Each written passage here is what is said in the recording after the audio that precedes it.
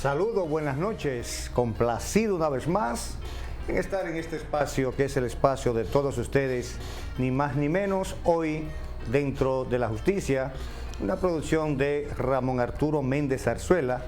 Este espacio se transmite cada noche de 7 a 8 de la noche por su canal 58. Como siempre le prometemos un programa lleno de información. Usted sabe que tratamos temas sociojurídicos, temas de relevancia política, lo que está pasando en la República Dominicana, lo que pasa en el mundo y que tiene cierta relevancia para toda la sociedad. Ni más ni menos, y esta alianza con Chesner Calcaño, un servidor Nino de Jesús, hemos querido también que ustedes, además de en el transcurso de la semana recibir todas las informaciones, los comentarios, los análisis que hace Ramón Arturo, que hace Luis Fernando, pues nosotros también aportamos una parte en lo que tiene que ver en esa parte de la sociedad que incide grandemente, que es lo que tiene que ver con la parte sociojurídica. Ni más ni menos, como le decimos, es este programa que es de ustedes, porque el propósito de este espacio es que ustedes reciban informaciones, que ustedes se orienten. Así es que nosotros en el día de hoy tenemos tema interesante, vamos a estar hablando, porque es un tema obligado para los abogados, porque este espacio tiene una gran teleaudiencia de abogados, estudiantes, de personas que siguen el mundo jurídico. Y vamos a estar hablando hoy del Tribunal Constitucional que pues el 26 de enero cumplió pues por mandato de la Constitución del 2010 11 años de creado, pero realmente en funcionamiento tiene 9 años y se han dictado sentencias interesantísimas que han emanado de esta alta corte, sentencias que son vinculantes para todos, para todo el mundo, especialmente para los dominicanos. Así es que nosotros de inmediato le damos la buena noche a Chesner Calcaño, quien es el conductor junto con nosotros de este espacio, ni más ni menos, dentro de la justicia. Sí, buenas noches, Nino, muy buenas noches a todas las personas que nos siguen en su programa, ni más ni menos, hoy dentro de la justicia.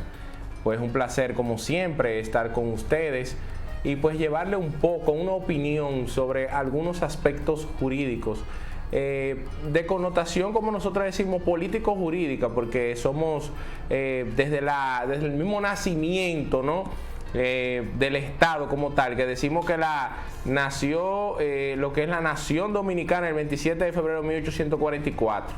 Pero el Estado Dominicano, es decir, obtuvo su acta de nacimiento el 6 de noviembre de 1844 en San Cristóbal, porque es la Constitución que se constituye en acta de nacimiento de los estados, porque ahí que se establece, vamos a decir, el nombre propio, el gentilicio, se establece el papel moneda, se establece cuáles son los principios, los valores que van a acompañar a ese estado, cuál será el estandarte, cuáles serán los colores que van a identificar a ese estado. Y como ustedes muy bien saben, donde quiera que se ve esa bandera tricolor con ese escudo y la Biblia abierta de par en par, pues recordamos que en el Caribe hay una isla que cuando llegaron los colonizadores le llamaron la Española, y que luego pues se dividió en dos partes, en una parte francesa y la parte española, que más luego en la historia degeneró en lo que hoy conocemos como Santo Domingo, República Dominicana, y lo que es la hermana patria de Haití. Nos sentimos contentísimos pues de conversar con respecto a lo que fue el Tribunal Constitucional y a lo que es. Digo lo que fue porque en un inicio pues era una idea que viene desde Hans Kelsen, que ahí viene esa discusión. Recordamos nosotros que el primer Tribunal Constitucional fue en Austria, donde se concibió la idea del Tribunal Constitucional, y había, Nino, esa discusión entre lo que era el control concentrado y el control difuso de la constitucionalidad.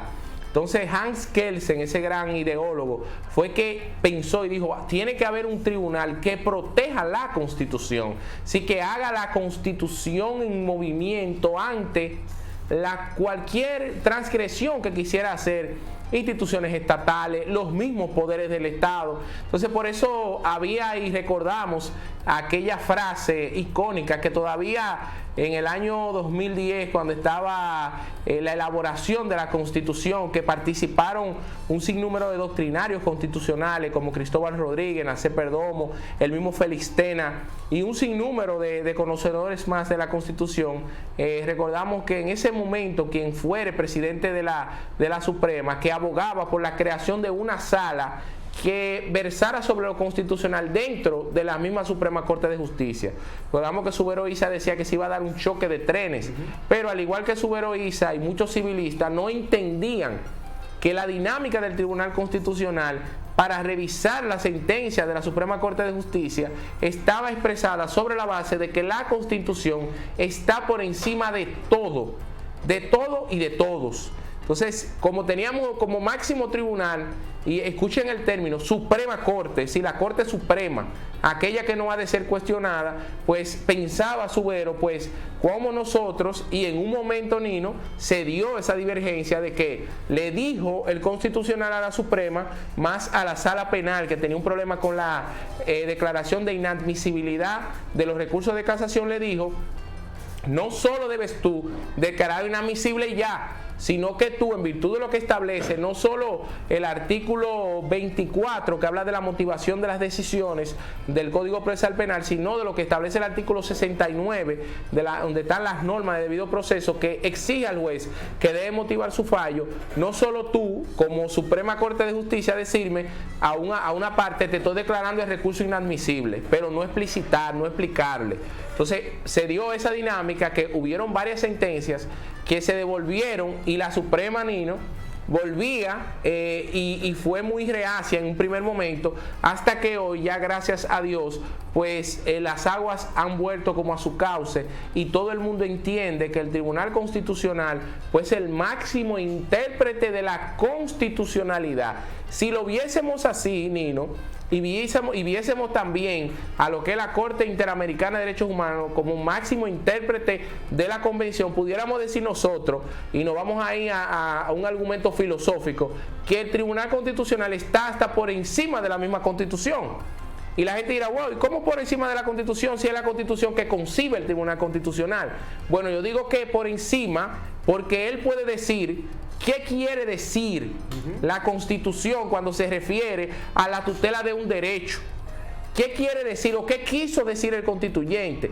Ver la Constitución de manera holística y proteger los valores constitucionales que está, y esa otra, porque esa Constitución ha sido maravillosa. Yo creo que la única que la supera a la Constitución del 2010 es la Constitución de 1963, que fue hecha en el gobierno, un gobierno precoz del extinto líder y presidente de la República, que fue Juan Bosch y Gaviño. Pero esa Constitución también tiene otra parte que nosotros debemos ver, que es el preámbulo.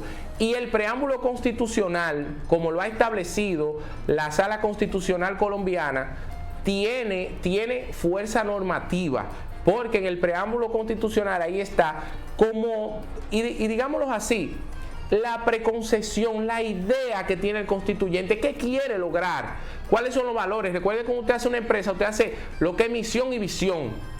Misión, ¿no?, lo que está a corto plazo, y visión, cómo usted se quiere ver en el futuro. Así es el preámbulo de la Constitución, que si nosotros nos colocamos algunos elementos de la Constitución y lo pasamos por ese sedazo del preámbulo, pues nosotros pudiéramos verificar cómo hacer un análisis, una interpretación más apegada a lo que quiso o quiere el constituyente con la letra de ley.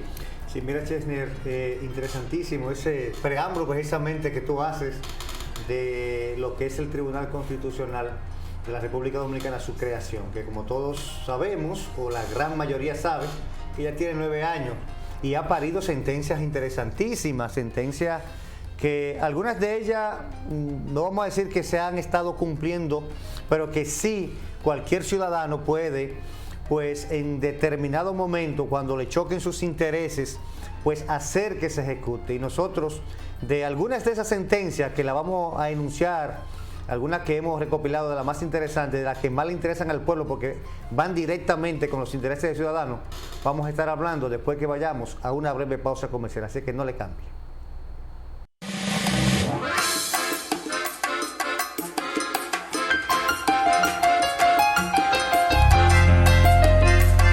Ni más ni menos, hoy dentro de la justicia con Chesner Calcaño, Nino de Jesús, un servidor. Chesner, eligieron nuevos jueces para conformar el Tribunal Constitucional, dentro de ellos el famoso Alejandro Vargas. Digo famoso porque es uno de los jueces más conocidos en este país.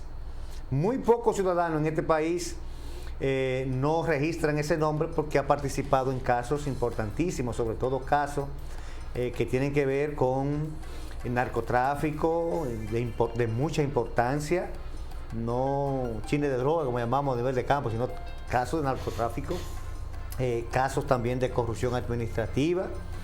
Y esto hace que, como estos procesos generan muchas noticias, y él también, pues, vamos a ver cómo lo haría en el Tribunal Constitucional, porque decía Félix Porte, lo vi, que va a extrañar esos consejos tan llanos, porque tiene una manera muy peculiar de motivar sentencias.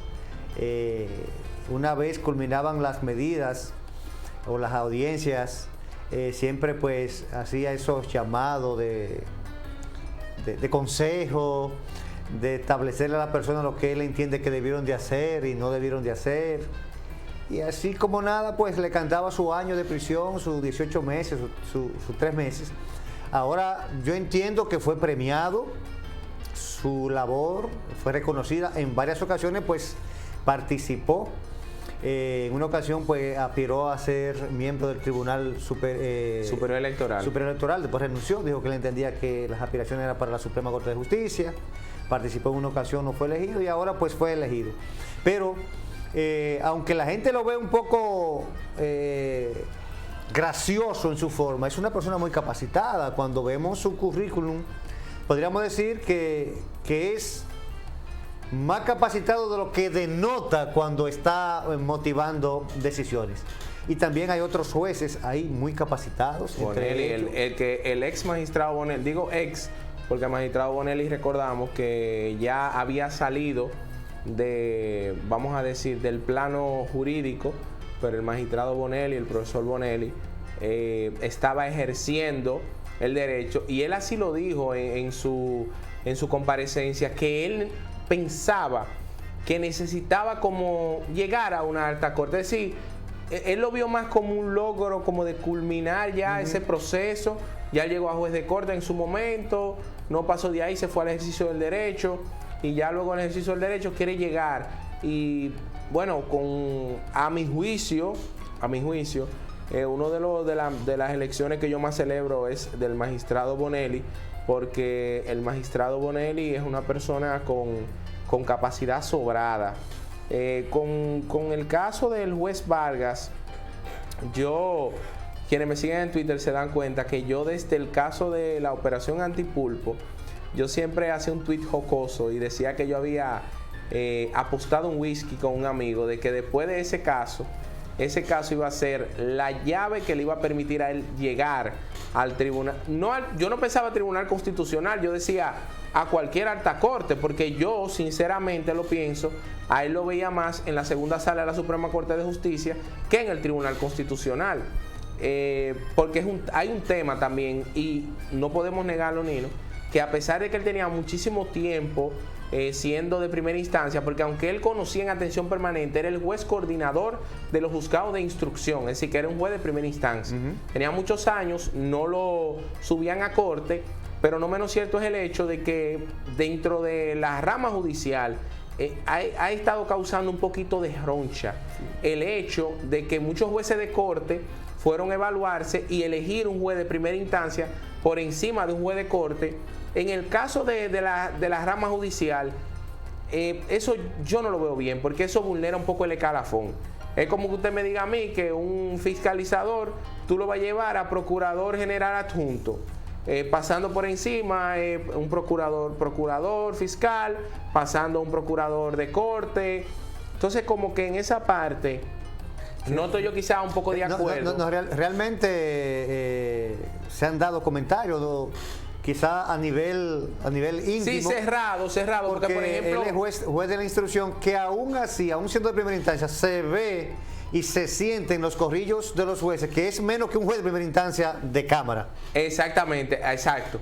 En lo que tiene que ver con el juez de instrucción, porque nosotros estamos acostumbrados, a pesar de que lo que sabemos, que en la estructuración jurídica del Código Procesal Penal, un juez de instrucción es un juez de primera instancia, pero la gente no lo concibe así. No lo concibe así porque quizás en el caso de Moca y otros lugares donde hay jurisdicción de atención permanente, en los lugares donde no hay jurisdicción de atención permanente, el juez de instrucción es que conoce las medidas de coerción, entonces la persona no lo conciben como un juez de primer grado. ¿Sí? ¿Por qué? Porque entendemos que el juez de primer grado es el que conoce de los juicios. Y sabemos que el único juicio que conoce el juez de instrucción son los acuerdos plenos. Yo debo decir, Nino, que quizás lo que más ha hecho que no se cuestione esta elección ha sido la elección del magistrado José Alejandro Vargas. ¿Por qué? Porque las cosas no son a lo loco, la gente cree, pero lo que es el ejercicio del poder, en el ejercicio del poder, usted hasta mover una mano se escenifica. Y antes de usted mover esa mano, usted ya ha estudiado cuáles son todas las situaciones que pueden devenir de mover esa mano, si usted tiene buenos asesores comunicacionales, jurídicos. Pero ¿qué pasa con el juez Alejandro Vargas? Recordamos que él hace algo que no se hace en ningún lugar, o hacía, que es que él aperturaba el Tribunal de Atención Permanente a los medios, y no solo en el caso de Antipulpo. Recordamos el caso del chamán Chacra, donde él también permitió que los medios estuvieran ahí, y eso yo no estoy de acuerdo con eso, debo decirlo, porque todo lo que sabemos un poquito de derecho, sabemos que la publicidad está vedada para ese primer momento, que es el momento de la medida de coerción, para tutelar los derechos de la víctima, los derechos del imputado. Y como una simple imputación, no se podría ni siquiera determinar si va a seguir una acusación en contra de él. Por ejemplo, en el caso Antipulpo, él mismo fue que sugirió y dijo que eso tenía que televisarse porque eso era de interés. Sí. Ya con solo hecho de tú decir que eso tenía que televisarse porque eso era de interés general, tú estás asumiendo algo, estás prejuzgando. Si con tú decís eso, es de interés general porque están envueltos los intereses económicos generales, entonces ya tú estás de alguna manera asumiendo, porque acuérdate que es una imputación que se hace en un momento presunta, tú no tienes nada. Pero él, que para mí, siempre lo he dicho, como juez es un excelente locutor. No, porque él es locutor profesional. Él es locutor profesional e ingeniero civil y conoce, él sabe, sí, ese señor sabe manejar los medios, y los abogados que estaban ahí y lo mismo Ministerio Público, pues ellos yo digo que cuando él sugirió eso, pues lanzaron dentro de su alma una sonrisita, porque en un caso como ese, y vemos el caso por ejemplo de este muchacho que estaba ahí, y disculpe por el término de muchacho, que fue mi profesor, pero él estaba ahí en la barra de Carlos Salcedo, defendiendo al hermano de Danilo Medina, que se hizo famoso. Lo conocíamos nosotros de la escuela del Ministerio Público, de la escuela de la Judicatura, pero luego de ese caso de Eduardo Núñez, el profesor Eduardo Núñez, luego de ese caso, pues Eduardo Núñez se ha catapultado de una manera increíble, y eso fue gracias a que se televisó. Es decir, por eso yo veo que los abogados no le interesó eso de hacerlo a puertas cerradas, que debemos apuntar también que fue electa como juez del Tribunal Constitucional la madre procreadora de Eduardo Núñez, que es la magistrada Eunice Vázquez, que ella estaba siendo en este momento embajadora de la República Dominicana ante la Santa Sede del Vaticano en este momento. Pero antes de eso, ella era jueza de corte. Es decir, que ahí viene un poco la conexión también. Una persona muy preparada y una persona con mucha integridad. Es bueno que pudiéramos nosotros tener diversidad de pensamiento en el Tribunal Constitucional, y al final lo que tiene que ver con el derecho constitucional. El derecho constitucional es el derecho del pueblo, es el derecho de la tutela, es el derecho de reconocer los principios, los valores constitucionales. Y yo creo que, como decía mismo Hugo Chávez Frías, el derecho constitucional es el derecho de la protección del ser humano, del ciudadano.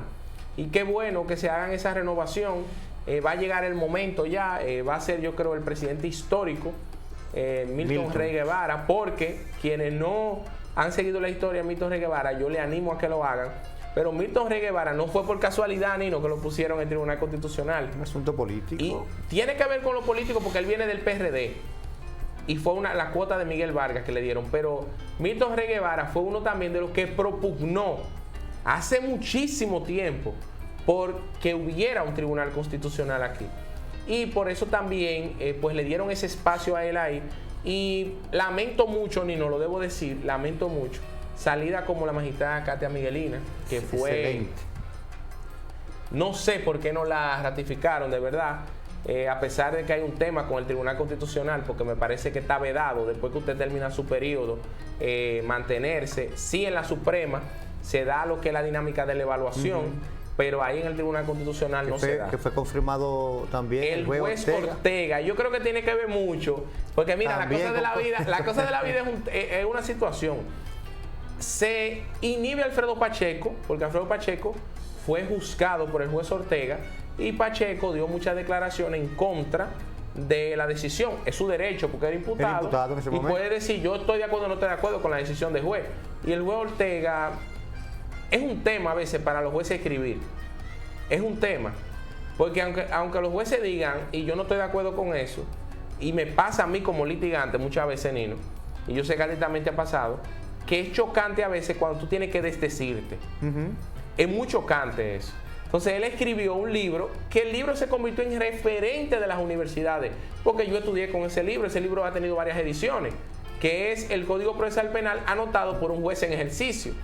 Y el juez en ese código es súper garantista. Pero en el caso de Brecht, en la colocación de las medidas de coerción, él fue todo lo contrario a lo que escribió en su libro.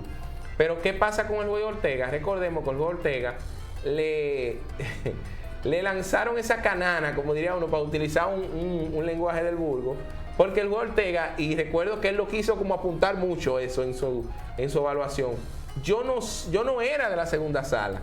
Sí, en realidad fue. Yo no era, yo era de la tercera sala. Yo era de la tercera sala, yo fui para lo que es lo civil y lo administrativo, y me gusta más lo administrativo, lo dijo. Le gustaba más lo administrativo, pero fue una asignación del Pleno de manera especial a mí. Y de ahí es que yo me quedo ya en la segunda sala. Y ahora en la evaluación a él lo ratifican en la segunda sala, que es la sala de lo penal en la Suprema Corte de Justicia. Yo creo que ha sido maravilloso. Yo hubiera querido, Nino, que siempre lo digo, que al igual que lo hicieron con el juez Ortega, lo hubieran hecho con el profesor Mocano, que fue juez hace poco, Alberto Cruzeta, porque yo decía, wow, de verdad que, no sé, como que yo dije, es un poquito chocante. Era un poquito chocante que una persona como él, que en ese tiempo que duró ahí, en la Suprema Corte de Justicia, lo único que hizo fue sumar a la Suprema. Claro. Si tener que el país tuviera un juez como ese, ahí en la Suprema Corte de Justicia, era un honor, que yo lamento que quizás ya, bueno, ya él entró en etapa de pensión, ¿no? Pero no se evaluó tampoco, o sea, para... Exactamente, yo creo que debieron... No, la otra vez sí lo evaluaron. Sí lo evaluaron, yo recuerdo. Y recuerdo que eran tantos cursos, Nino, que ese señor estaba diciendo ahí, que en una dijo, bueno, ustedes leerán, pero yo solo le dije 2 o 3. Y todas las palabras que fueron fue casi estableciendo vamos a decir, los méritos que tiene el profesor Cruzeta. Y qué bueno que al juez Ortega también lo hayan dejado ahí. Yo espero que le den oportunidad, Nino, porque por ejemplo, ahí me dio mucha molestia que dejaran al magistrado Algenis, fue un juez que, lo que el magistrado Franklin del Tribunal Superior Administrativo, la magistrada Miguelina Ureña, que es una excelente juez y profesora de la Pontificia Universidad Católica Madre y Maestra, y el magistrado Algenis, que se encuentra en la Corte Civil de San Pedro de Macorís, que es de la Romana él. que tuvo a la Romana como juez de primera instancia en lo civil, que es el juez de corte más joven del país, que hasta el presidente le felicitó que con 38 años, el magistrado Algeni, que fue profesor nuestro también, pues, wow, tuviera tanto avance. Y qué pena que no lo tomaron en cuenta en este momento, porque yo soy de lo que entiendo, Nino, que no tenemos para que a los profesores de derecho, a los abogados y a los jueces se les estén cayendo los dientes para que lo tengan que colocar en la Suprema, porque yo creo que debiera ser así, que cuando elijan un juez, yo espero que sea en algún momento así, y eso va a permitir que la justicia sea mejor. Sí, pues tiene diferente forma de ver las cosas. O sea, si hay hombres, mujeres jóvenes, adultos mayores, personas ya maduras, o sea, de diferentes edades, al momento de decidir, tienen diferente concepción. No es lo mismo que hayan 5, 6, 7 jueces decidiendo de 65 años hacia arriba para evaluar la conducta de jóvenes, y que si una persona joven lo puede interpretar de una mejor manera. Tú sabes que con respecto al asunto del Consejo Nacional de la Magistratura, independientemente de que hay ahí asesores, ahí estaba Antoliano, que el asesor es el consultor jurídico del Poder Ejecutivo, y detrás de Antoliano hay algunos abogados, entre ellos hay uno que es un letrado, que es de Higüey, Pedro Montilla se llama, que es subconsultor jurídico del Poder Ejecutivo, fue letrado del Tribunal Constitucional.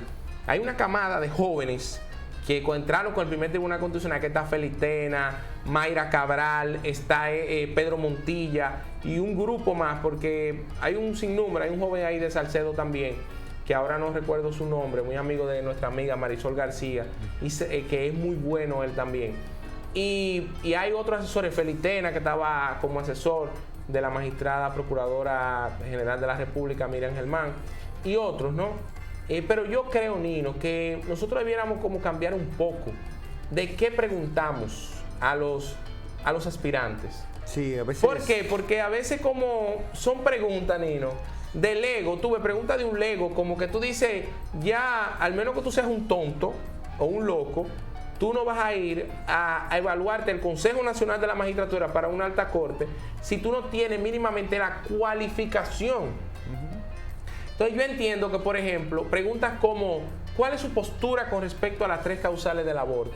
¿Cuál es su postura con respecto a la inmigración haitiana? ¿Entiende usted que se debe crear un tribunal de migración para que nosotros, cuando deportemos a los haitianos o a cualquier otro extranjero que esté aquí de manera ilegal, lo deportemos siempre cuidándole lo que debería hacerse, que es presentarlo por ante un juez que determine la ilegalidad de su permanencia en la República, que es lo que hacen con nosotros fuera del país, Nino? Sí, aquí pues nosotros no tenemos juez migratorio, y eso la ACNUR lo ha exigido muchísimo. Pregunta como ¿cómo usted se considera? ¿Liberal, progresista? Ese tipo de cosas. ¿Por qué? Porque tú venís a preguntar como ¿qué usted entiende sobre, por ejemplo, eso del acuerdo que hay? ¿Qué pasó cuando usted juzgó tal caso?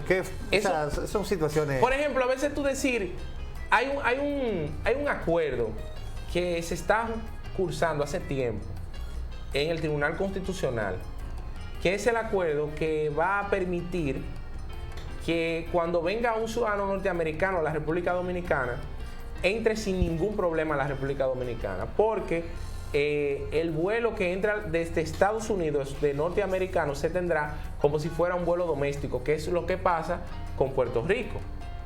Entonces, esos acuerdos los tiene Estados Unidos con varias islas y otros países, para que eso permite que el turista norteamericano vea y diga, bueno, se me hace fácil yo entrar a ese país, ir y no tener ese problema de tener que estar pasando, que esto, que lo otro.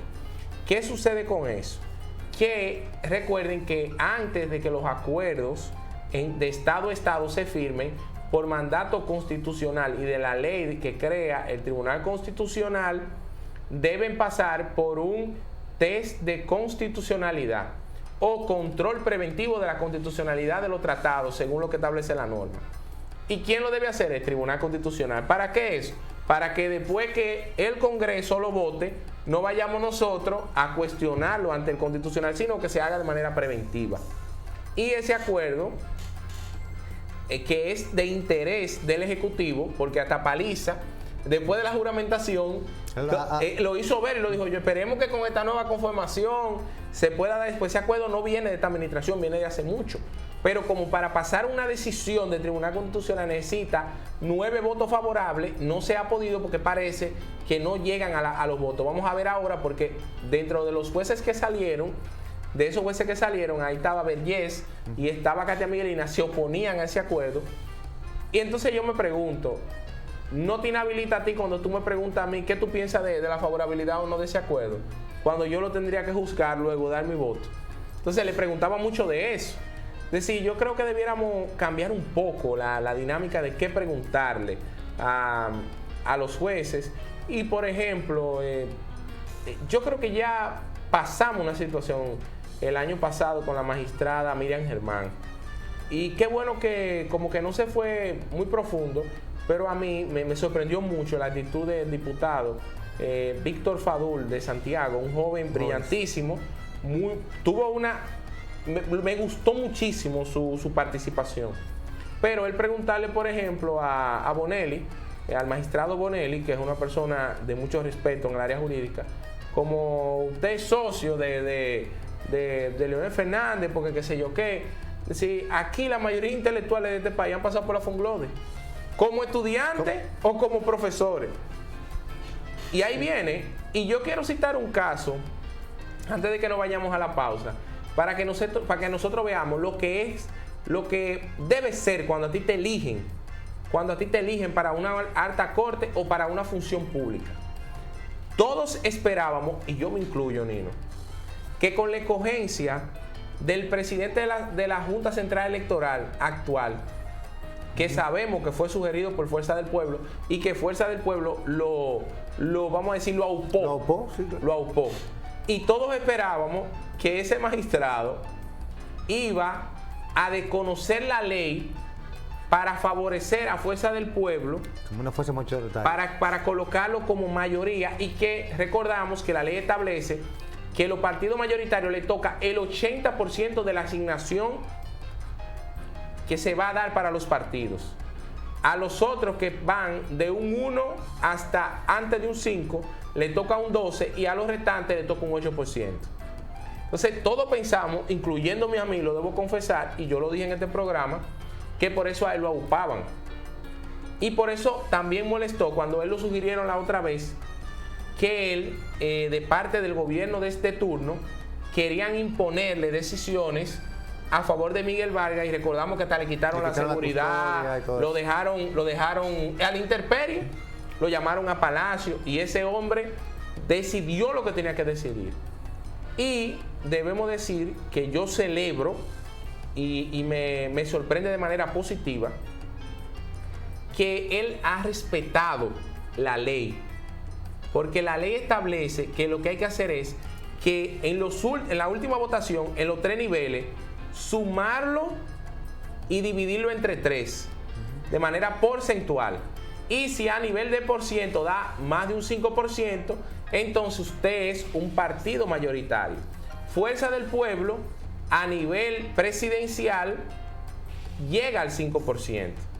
Pero como fue a un acuerdo y no tenía muchos, vamos a decirlo así, candidatos a alcaldías y candidatos al Congreso, sino que muchos de sus candidatos fueron inscritos en el Reformista e inscritos en el PRM, como es el caso de Bauta Roja. Ellos no sacaron mucho porcentaje de votos porque la gente votaba, y es un asunto de la haraganería. Es raro. El que vota en el cuadro del partido, como de su partido, estando lejos, es porque tiene una afinidad muy grande con ese partido. Sí, pero la gente vota, eso es disuasivo. La gente vota directamente la carita que está más cerca. Entonces, ¿qué pasaba? Que la gente le votaba en la casilla del PRM, que era la que estaba más cerca, y de Reformista.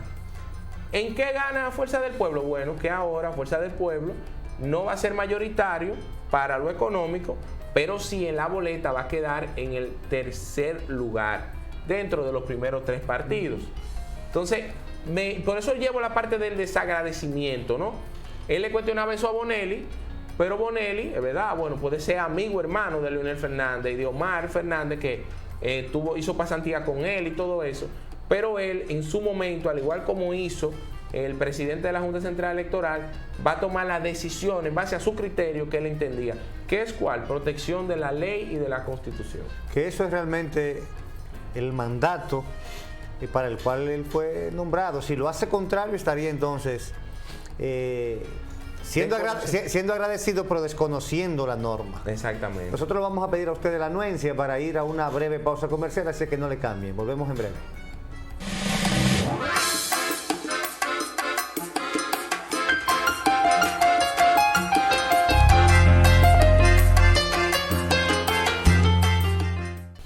Ni más ni menos, hoy dentro de la justicia, Chesner Calcaño, Nino de Jesús, un servidor. Chesner, el Tribunal Constitucional a lo largo de estos 9 años ha dictado algunas sentencias que en su momento fueron objeto de mucha discusión y también que el pueblo lo vio con mucho beneplácito.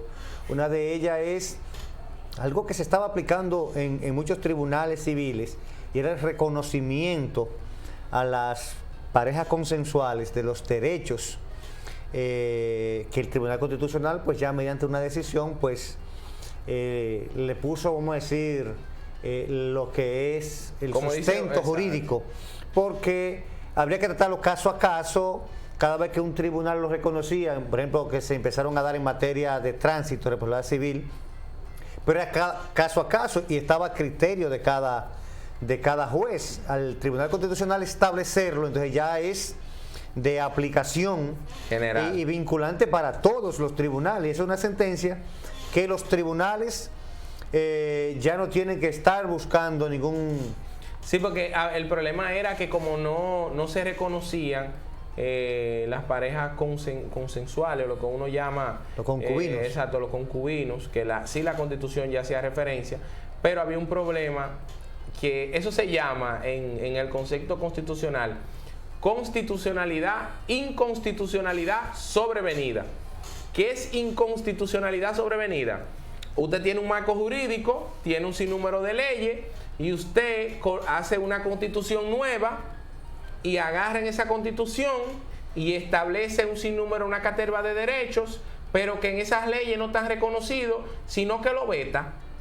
Y a la llegada de esa constitución, como la constitución es la norma suprema, esa constitución inmediatamente se sobreviene sobre esa ley y hace que la misma tengan vocación de inconstitucionalidad, porque también a veces los abogados escuchamos, Nino, que dicen eso es inconstitucional, el único que puede decir que es inconstitucional o no es un tribunal que lo haga por la vía difusa o el Tribunal Constitucional que lo haga por la vía concentrada, que ahí entonces lo hemos explicado muchísimo eso, que cuando por la vía difusa, como Nino decía, tenía que hacerse caso a caso, es decir, Nino venía como juez y decía en un tribunal civil, bueno, yo por esta vía difusa, en base a la protección de los derechos de esta persona, yo declaro inconstitucional eso. Y reconozco que una pareja, aunque no estén legalmente casados, tienen derecho. Pero ¿qué pasa? Que esa decisión no era oponible a terceros, sino solo a las partes de ese proceso. Y ese juez, mientras estaba ahí, pues su criterio le era oponible a él mismo. Había que volver a planteárselo. Pero ya con el Tribunal Constitucional entonces establecerlo, pues ya no hay discusión sobre eso. Está establecido que toda norma que no reconozca lo que es el concubinato, pues la misma deviene inconstitucional y por ende es inaplicable según lo que ha establecido el mismo Tribunal Constitucional. Hay dos sentencias interesantísimas también del Tribunal Constitucional, que esas sí yo entiendo que no se están aplicando, quizás porque los ciudadanos la desconocen, que es la sentencia que establece que no se le puede cortar el agua a ningún ciudadano por falta de pago. Es un tema, igual también que no se puede suspender a un estudiante por falta de pago en los colegios. Y entiendo que esas dos decisiones que están ahí, que son del Tribunal Constitucional, no se cumplen a su capricho. Tú sabes que iba a haber un problema con la ley de agua que se está cursando en el Congreso, porque la ley de agua quiere, y el agua la gente tiene, es un tema, Nino, es un tema tan difícil de tratar, que hay, por ejemplo, esta empresa es una empresa de telecable y esta empresa está vendiendo internet. ya hay países, Nino, donde han establecido que el derecho a la conectividad derecho fundamental. Es un derecho fundamental. Así que tú como compañía, aunque Nino se atrase, tú no le puedes cortar el servicio. Y yo sé que es un tema bien escabroso y difícil. Es un tema bien escabroso y difícil. El agua no es gratis. Yo esta mañana veía un programa nacional al director del INDRI y lo estaba hablando de eso. Recordamos que hay un gabinete del agua, que eso es lo que está haciendo, estudiando esa ley de agua, y se quiere establecer mediante alianzas público-privadas. Hay gente que dice, bueno, van a privatizar el agua. No. Yo creo que lo que se va a tratar de hacer es de poder permitir, Nino, que tengamos vías de recaudación más efectivas para que la gente pague el agua. Y si la gente paga el agua, las tuberías están más limpias. Podemos poner más plantas de tratamiento. Podemos reciclar el agua negra, hacerla operativa para reuso. Podemos nosotros colocar, por ejemplo, que es uno de los problemas que tenemos no solo aquí, sino en Santiago y en todos lados, que las aguas negras, señores, nosotros no tengamos que estar haciendo pozos sépticos en distintas comunidades, que antes eran comunidades rurales, Nino, pero que ya hoy la ciudad ha crecido tanto que ya son parte de la ciudad, pero no se pueden conectar al sistema cloacal, porque el sistema cloacal fue hecho sobre la base de una pequeña población. Entonces, eso es un tema, eso del derecho fundamental al agua, y lo de cesar a los estudiantes, que vino de un amparo, es un tema por el derecho a la educación. Nosotros recordamos que en las escuelas que eran públicas, porque los profesores lo pagaba o lo sigue pagando el Estado Dominicano, pero lo que tiene que ver, se le llamaba convencionales, concesionales, tenían un término que es cuando la administración del plantel lo tenían las monjas y los padres. ¿Sí? Entonces, ¿qué sucedía? Que hay, por ejemplo... Aquí en Moca hay un ejemplo, que es el colegio de las monjas, María Auxiliadora. Exacto. Entonces, ¿qué pasaba? Había muchas de esos lugares que, por ejemplo, una niña salía embarazada y la sacaban. Ya eso no se puede. Y tenían que irse a estudiar de noche. Ya eso no se puede. Pero hay una sentencia también del Tribunal Constitucional que yo no estaba de acuerdo con ella, y le voy a decir rápidamente por qué. Que fue Claudio Camaño Vélez que llevó esa disputa al Tribunal Constitucional. ¿Qué pasa? En la UAS, el profesor de la UAS tiene cierto privilegio. Por ejemplo, el profesor de la UAS quiere hacer maestría en la UAS, es exonerado. Un profesor de la UAS quiere hacer un doctorado, tiene facilidades. Un profesor de la UAS, su esposa quiere hacer una maestría, usted va a la facultad donde esa maestría y usted hace la solicitud y le dan media beca o una beca completa. A sus hijos. A los hijos también. Los hijos no pagan crédito. Se inscriben o se inscribían, porque ese fue el problema. Se inscribían primero que otros y no pagaban. En la UAS no se paga mucho. No se paga mucho. Yo quizá en el tiempo que duré en la UAS de crédito pagué quizá no más de 8,000 pesos, porque como yo mantenía mi índice, me bajaban casi a la mitad de lo que tenía que pagar. ¿Y qué sucede? Que todo eso el Tribunal Constitucional lo evaluó como que eso era violaba el derecho a la igualdad. Y suprimió eso que el Tribunal Constitucional llamó privilegio. Yo no estoy de acuerdo con llamarlo privilegio, porque, simple, tú no puedes evaluar, y ahí yo creo que el Tribunal Constitucional tuvo un hierro enorme, tú no puedes evaluar al hijo de la jardinera como el hijo del profesor. Quizá la jardinera no puede pagar una maestría a su hijo, Nino, la jardinera que está en la UAS, pero quizá el profesor de la UAS sí lo puede pagar. Sí. Entonces yo creo que ahí como que cometieron un hierro, porque en las universidades, aunque uno no lo crea, Nino, y yo tengo testimonios de eso, en las universidades grandes, costosas de este país, carísimas, a sus empleados le dan beneficios para sus hijos. Sí. Sin importar en qué parte estén. Exacto, porque laborando. Yo conozco casos, ¿en qué departamento? Hasta de Pucamaima, donde personas que trabajan como BDL, porteros, mismos jardineros, sus hijos le dieron la oportunidad de poder estudiar, donde la matrícula sabemos que es bien costosa. Entonces yo creo que eso no eran privilegios, no, eran accesos que tenían por el hecho de que mi papá o mi mamá es parte del grupo docente. Entonces ahí como que yo no estuve muy de acuerdo. Y brevemente, Nino, la 25614, que todavía decimos, ¿estamos o no estamos ante la jurisdicción de la Corte Interamericana de los Derechos Humanos? Sí, que es una decisión que generó muchísimo, vamos a decir, controversia, porque tú sabes que el Tribunal Constitucional estableció que la forma no fue la correcta porque no se firmó. Pero entonces se firmó la convención, y la convención, ahí es que viene la situación. Entonces, no, al firmarse la convención... Y es un tema ahí también, Nino, de cómo nosotros salimos de un tratado, porque lo que tiene que ver con reconocer la jurisdicción de la Corte es una especie de tratado.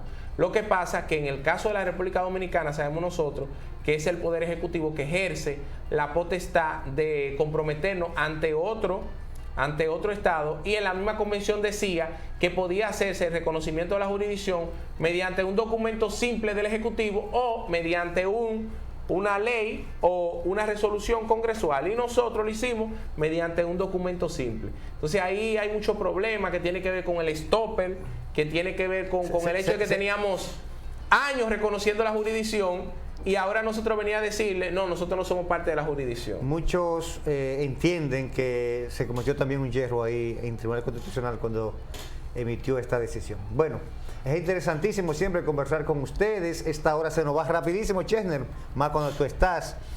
Y nosotros, pues, el agradecidísimo de que se coloquen siempre frente a su televisor a seguir este espacio, ni más ni menos, hoy dentro de la justicia. Buenas noches. Pasen muy buenas noches a todos.